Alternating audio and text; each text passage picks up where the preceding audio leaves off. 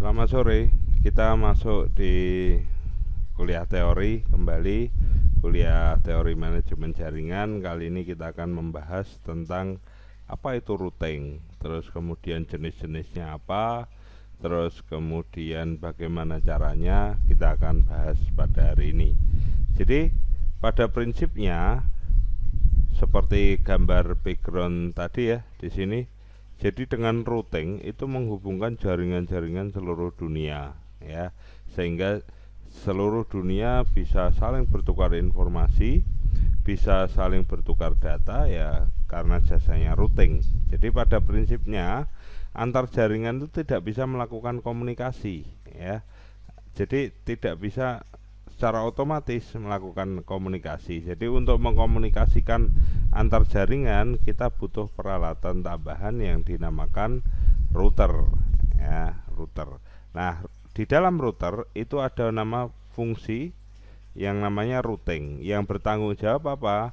Melewatkan data, melewati sekumpulan jaringan, terus kemudian memilih jalur yang terbaik untuk dilewati data tersebut untuk sampai ke tujuan. Jadi routing pada intinya protokol yang bertanggung jawab untuk membawa data melewati sekumpulan jaringan dengan cara dia memilih jalur yang terbaik untuk dilewati. Terus kemudian router, kita ngomong-ngomong masalah router, itu peralatan yang bertugas untuk menghubungkan dua jaringan atau lebih. Tipe router itu kalau di Mikrotik itu komputer kita juga bisa fungsikan sebagai router ya. Biasa disebut PC router ya. PC router mungkin bisa untuk topik-topik kerja praktek Anda besok membuat PC router di jaringan apa begitu. Terus kemudian ini adalah paket minimalis ya, paket yang lebih baik tentu saja adalah peralatan khusus yang dirancang sebagai router itu sendiri. Jadi tugas router pada intinya dia forward data, melewatkan data, ada IP-nya, IP forward, terus kemudian menggunakan routing protokol tertentu sesuai dengan administrator pasang routing protokol apa di router tersebut. Biasa disebut algoritma routing ya. Nah, ini adalah router. Untuk menghubungkan antar jaringan memang bisa menggunakan port-port untuk RJ45 ya atau kabel-kabel UTP. Cuma kekurangannya adalah ya data yang dilewatkan kecil gitu, jadi eman-eman. Jadi untuk menghubungkan antar jaringan kita lebih memilih adalah port serial ya, port serial, karena data yang yang dilewatkan lebih besar daripada port-port untuk RJ45 ya, seperti itu. Nah, ini gambaran dari router seperti ini.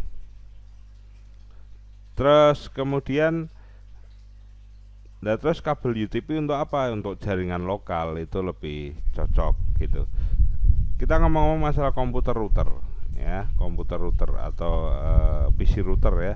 Itu adalah komputer yang general purpose, artinya komputer seperti biasa yang dia dipasang interface card, dua atau lebih interface card di dalamnya untuk menghubungkan dua jaringan atau lebih. Jadi PC router itu sebenarnya untuk jaringan yang kecil ya.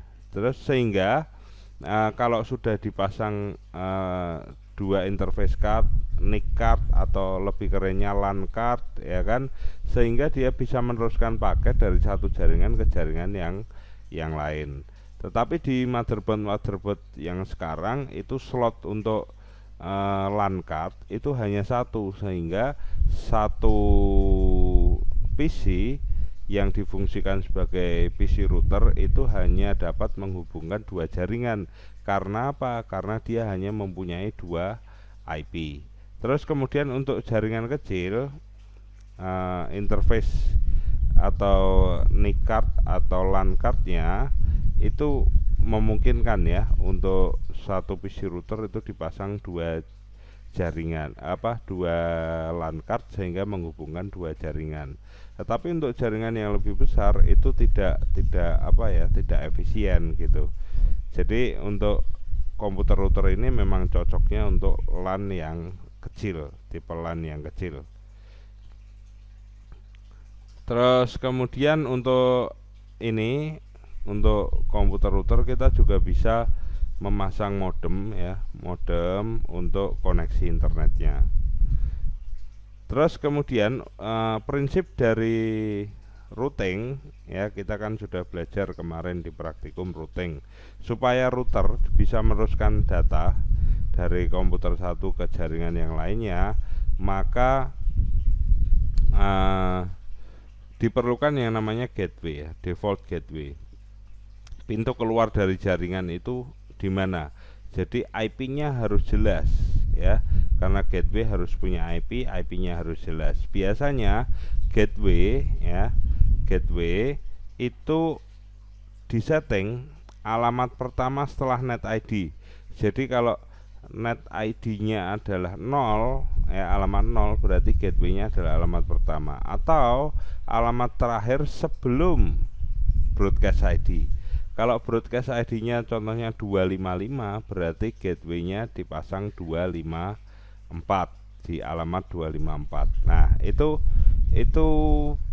sebenarnya ndak paten, karena itu senang-senangnya administrator aja sebenarnya nyeting gateway di alamat di tengah-tengah alamat 50 atau 15, itu pun ndak masalah. Cuma untuk mempermudah kita mencari gateway, itu lebih baik alamat pertama setelah net ID atau alamat terakhir sebelum broadcast ID.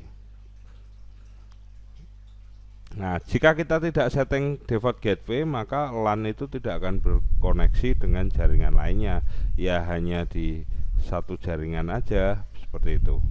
Nah, ini kalau kita setting di Windows default gateway seperti ini ya. Nih, nah ini kebetulan dia ambil alamat terakhir ya, ini 254 ya, alamat terakhir setelah sebelum broadcast ID ya, alamat terakhir sebelum broadcast ID. Gateway itu di mana sih? Ini satu jaringan. Nah, gateway itu tempatnya di mana? Di router. Di manakah itu? Ya ini pintu gerbang pada jaringan tersebut. Di mana? Di sini. Seperti kalau kita mau keluar dari kelas ya kan hanya satu pintu. Nah, itu gateway. Tapi kalau kita keluarnya lewat jendela, itu port namanya, beda lagi. Gitu. Sehingga port itu memang jumlahnya banyak, seperti itu. Terus kemudian prinsip kerja router itu dia bekerja berdasarkan tabel routing yang disusun oleh administrator ataupun disusun oleh algoritma tertentu. Mengapa saya katakan disusun oleh algoritma tertentu? Karena nanti kita akan belajar routing itu ada yang dynamic, yang otomatis gitu, tidak melulu dengan statik gitu. Jadi tetapi ada keunggulan dan kekurangannya, nanti kita lihat. Terus tabel routing itu isinya apa sih? Isinya adalah data-data jaringan gitu kan, data jaringan yang ada, data jaringan yang aktif, data jaringan yang sudah diroutingkan, seperti itu. Karena apa? Pada prinsipnya routing itu nanti bekerja berdasarkan langkah, lompatan atau hop ya, hop ya. Itu routing itu point to point ya, satu titik ke titik yang lainnya. Maka nanti saat merouting, terutama yang statik, kita harus tahu next hub-nya yang mana, next hub-nya yang mana, sehingga kita bisa tahu pakai data lewat situ gitu. Nah, pada setiap hub atau pada setiap lompatan itu router itu meneruskan paket untuk menuju tujuan. Gambarnya seperti ini. Jadi dari komputer ini saya mau kirim ke sini, lewat mana lo? Banyak jalan menuju Roma gitu. Seperti di jaringan juga sama, banyak jalan menuju jaringan ini. Bisa lewat network 1, network 2, ini hub ya, lompatan, network berikutnya sampai ke tujuan, atau lewat network 2, lewat network yang lain, nah sampai ke tujuan. Jadi banyak jalan, sehingga perlu ditentukan. Kalau pakai statik berarti administrator yang tentukan jalannya yang di mana. Tetapi kalau pakai dynamic, algoritma yang tentukan, bisa lewat sini, bisa lewat sini, bisa lewat sini ya. tergantung perhitungan algoritmanya nanti bagaimana. Nah, itu prinsip kerja. Dan di sini semua router ya. Di sini semua router. Terus kemudian router contoh ini, router 1 itu hanya mengetahui jaringan yang di sini, jaringan lokal. Dia belum mengenal nih router 2 ini. Nah, sehingga perlu dikenalkan dengan apa? Nah, ini hubnya ya, hubnya. Kalau di sini adalah hub kita, hub pertama, maka di sini next hub ya. Nah, ini yang perlu diketahui router ini. Next hubnya untuk menuju sini lompatannya adalah di 192.168.2.2. Kalau di sini mau berhubungan dengan jaringan ini ya, maka next hubnya lewat 2.1 seperti itu. Terus kemudian ini isi tabel routing ya seperti ini. 10.110 ya, berarti 10.110 ini kan ini ya, via 192.168.2.2. Lewat mana? Lewat ini 192.168.2.2. Terus kemudian routing yang lainnya 10.1.2 di sini. Jaringan ini di router 2. Via mana? Sama juga next hubnya di sini karena jalannya hanya satu, next hubnya di sini gitu. Via mana? 192.168.2.2. Jadi kalau tabel routing di sini pasti jaringan ini ya, jaringan berapa, terus next hubnya di mana? Ya di sini. Itu tabel routingnya. Itu prinsip kerja dari router. Nah, tabel router itu tadi sudah ada gambaran ya, tabel router seperti ini, tabel routing ya, seperti ini. Terus kemudian tabel routing itu isinya apa sih? Rute-rute yang ada ya. Terus kemudian IP, terus kemudian lewat mana, terus kemudian nomor interface-nya berapa, nomor hardware-nya berapa, nomor interface itu apa ya, nomor lubangnya lewat serial 00 atau 01, kita harus tahu begitu. Nah, itu tabel routing. Terus membangun tabel routing bagaimana? Bisa dibangun secara static route. Jadi dibangun berdasarkan intervensi atau pemikiran dari administrator, karena ini manual ya, manual. Jadi administrator harus cermat. Jadi dia harus tahu tabel routing yang ini lewat sini itu jaringannya down, dia harus segera pindah ke jaringan yang lain seperti itu. Nah, ini jadi administrator harus handal kalau pakai static route. Tetapi jaringan-jaringan kecil di Indonesia itu masih banyak yang pakai static route. Karena apa? Static route itu source-nya lebih kecil, maksudnya pemakaian sumber daya di routernya lebih kecil daripada dynamic route. Karena apa? Static route hanya menyimpan 1-2 tabel routing saja, sedangkan dynamic route itu menyimpan banyak tabel routing. Jadi tadi kan saya kembalikan di sini. Kalau static route administrator sudah memilih di sini ya dia hanya simpan di sini. Tetapi kalau dynamic route dia bisa menyimpan rute 1, 2 ya, 3 ya, bahkan 4, 5, banyak peluang rute ya yang disimpan di dalam dynamic route, sehingga apa? Pemakaian resource-nya memang lebih besar, tetapi keuntungannya adalah dynamic route tidak perlu kebanyakan mikir administratornya gitu, karena sudah dipikirkan dengan algoritma. Cuma spesifikasi router yang dipakai harus bagus gitu. Kalau static route spesifikasi routernya standar, tidak masalah gitu.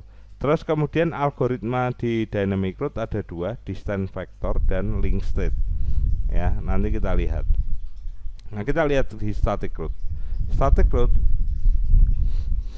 itu seumpama jaringan ini mau berhubungan dengan jaringan ini harus tahu ya, atau jaringan ini harus tahu dia menghubungkan kemana, lewat mana, subnet masknya berapa, ini harus tahu, harus jelas. Nah, seperti yang di praktikum ya, harus lewat mana, seperti itu. Terus kemudian Bisa dilakukan dengan IP aliasing ya, aliasing. Jadi mapping pakai MAC address atau alamat mesin itu juga bisa routing dilakukan seperti itu. Baik dengan satu NIC atau network interface card atau LAN card ya. Kalau satu NIC berarti hanya bisa menghubungkan dua subnet atau jaringan. Kalau dua NIC seperti ini dua NIC ini ya. Dua NIC itu bisa menghubungkan tiga jaringan gitu. Oke, gambarannya seperti ini ya.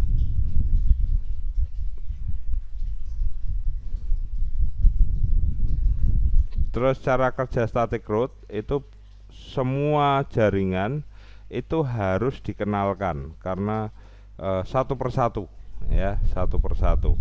Jadi administrator harus melakukan setting secara manual supaya supaya jaringan satu ini bisa kenal dengan jaringan yang lainnya begitu. Ya kalau cuma dua itu mudah ya, artinya tinggal next sub sini terus kemudian jaringan ini sudah selesai. Kalau di sini berarti jaringan ini ditembak, next subnya di sini seperti itu. Tapi kalau tiga maka ya tabel routingnya akan lebih banyak gitu. Oke, kita pindah ke dynamic. Jadi konsep dynamicnya adalah semua otomatis ya, semua secara otomatis dalam pencarian rute maupun cara bertukar informasi, penentuan jaringan tujuan itu semua otomatis. Administrator hanya menentukan saya mau berkomunikasi dengan jaringan A, saya mau berkomunikasi dengan jaringan B begitu. Nah, itu tinggal menentukan itu saja. Terus kemudian mau lewat mana itu ditentukan oleh algoritma di dalam dynamic route. Nah, dengan caranya bagaimana sebenarnya?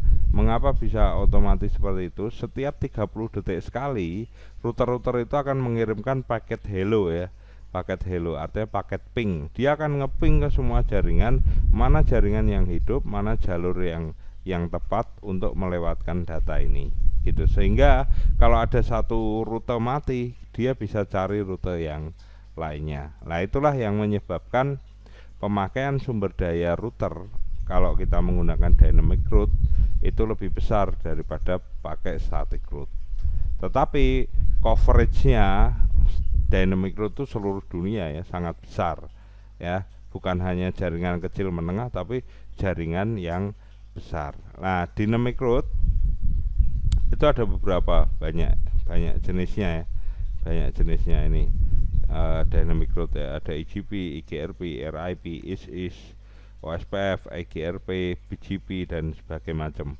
Terus kemudian yang classful ya, classful itu kan jaringan yang dipecah itu hanya satu subnet mask ya, itu RIP. Kalau RIP tok berarti RIP versi 1. Karena apa? Ada RIP versi 2 gitu kan. Jadi kalau RIP tok, RIP saja berarti RIP versi 1. Itu yang classful, harus satu subnet. Itu berarti pakainya apa? Static route, RIP, IGRP dan IGP ya, IGP. Sedangkan classless yang memungkinkan pemecahan jaringannya itu beda-beda subnet mask seperti konsepnya VLSM itu didukung oleh RIP versi 2, IGRP, OSPF, IS, BGP ya. Nah, classless ini yang mendukung jaringan seluruh dunia. Karena apa? Seluruh dunia subnet masknya ndak mungkin hanya satu gitu kan. Sehingga paling cocok pakailah konsep dynamic route yang classless. Nah, sekarang kita lihat distance vector. Distance vector itu router mendapatkan informasi dengan berhubungan secara langsung dengan jaringan tetangga ya.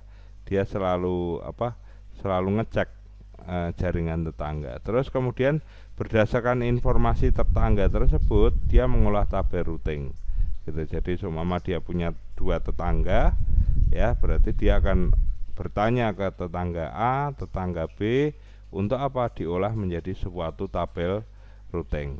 Terus kemudian informasi yang dihasilkan dari distance vector ini adalah jumlah hubnya, jumlah jarak atau jumlah lompatannya yang digunakan untuk mencapai ke jaringan tujuan. Itu distance vector.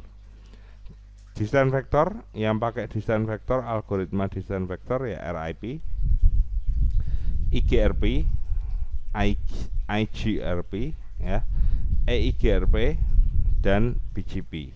Nah, di sini dari semua protokol routing yang bersifat dynamic, saya menilai bahwa IGRP itu adalah jaringan protokol routing yang terbaik sampai saat ini.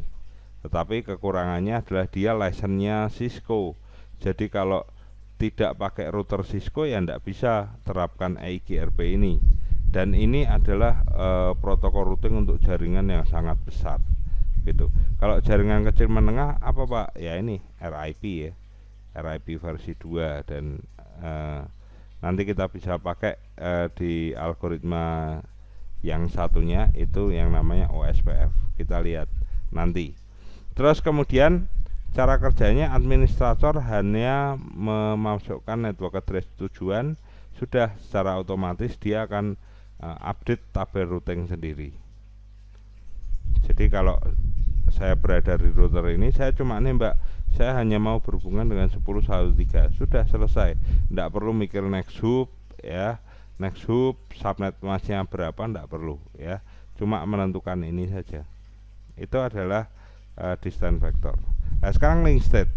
Nah link state ini setiap router harus kenal ya, semua router harus kenal dan semua router saling bertukar informasi. Terus kemudian dia lebih tidak menghitung lompatannya, tapi dia lebih menghitung jarak terpendek ya, jarak terpendeknya. Jadi semua jalur itu dipelajari, terus yang terpendek mana, yaitu data itu dilewatkan lewat algoritma link state ini.